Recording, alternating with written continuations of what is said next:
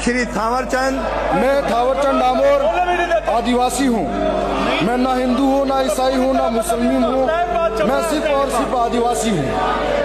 मेरे पूर्वज अनादिकाल से इस भारत भूमि की मिट्टी में उपजे हैं। मैं अरावली पर्वतमाला का मूल बीज हूँ।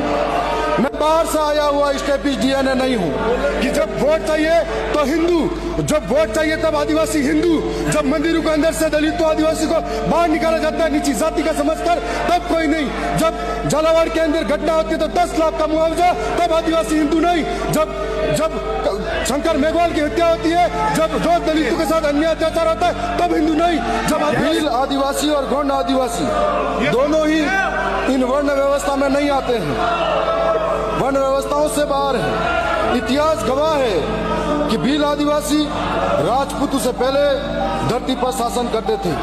जब हमारे पूर्वज राजा थे, हम किसी भी वर्ण व्यवस्था में शामिल नहीं थे। मैं सदैव इसके माध्यम से सरकार और पूरे प्रदेश को अवगत कराना चाहता हूं कि आदिवासियों का अपना स्वतंत्र धर्म कोड और संस्कृति है, जो किसी वर्ण व्यवस्था में नहीं बंधी हुई है। हम धर्म पूर्वी हैं और सन 1931 की जनगणना तथा आदिवासियों का एक स्वतंत्र धर्म कोड कॉलम था और ट्राइबल रिलीजन था, परंतु उसके बाद में हमारे धर्म कॉलम कोड को खत्म कर दिया गया।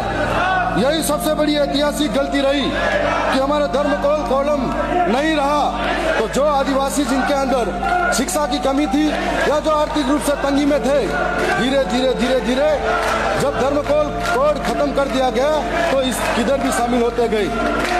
सच यह है कि जो आदिवासी ईसाई बने हैं वे हिंदू धर्म से धर्मांतरित नहीं हुए हैं, बल्कि ये ट्राइबल रिलीजन से ईसाई बने हैं। इसलिए यदि उनकी घर वापसी होती है तो वो हिंदू धर्म में नहीं बल्कि ट्राइबल रिलीजन्स में होनी चाहिए। वर्ष 1971 में सुप्रीम कोर्ट का एक जजमेंट आया था।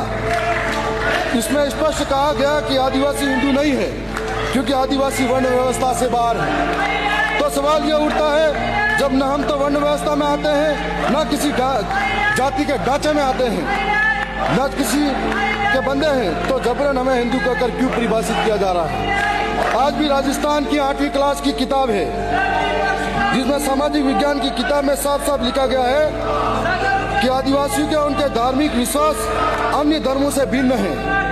और इसी किताब के अंदर लिखा हुआ है कि प्रकृति से जुड़े आत्माओं से पर्वत, नदी, पशु आदि की आत्माएं हैं। पुरखों की उपासना घर में ही की जाती है। आदिवासी अपने आसपास के बौद्ध और ईसाई आदि धर्मों व शाक्त, वैष्णव आदि पंथों में विभाजित हुए। ये भी कहना चाहूँगा, मेरा स्पष्ट कहना यही है कि यदि सरकार धर्मांतरण रोकना चाहती है तो सबसे पहले आदिवासियों को उनका छीना हुआ धर्म कॉलम कोड मिलना चाहिए। चुप हमारे यहाँ हमारे ट्राइबल रिलीजन का स्वतंत्र धर्म कॉलम कोड वापस चाहिए। मैं ये कहना चाहूँगा कि सरकारें धर्म कॉलम कोड लाने से पहले जनगणना कॉलम हमारा आदिवासी का सेपरेट दे। जो आदिवासी ईसाई में गए, जो आदिवासी मुस्लिम में गए, जो आदिवासी सिख में गए, उन्हें पुनः लाया जाए और उनको यदि वो ईसाई में जाते हैं तो उनका धर्मांतरण हो रहा है, यदि वो हिंदू में जाते हैं तब भी उनका धर्मांतरण हो रहा है।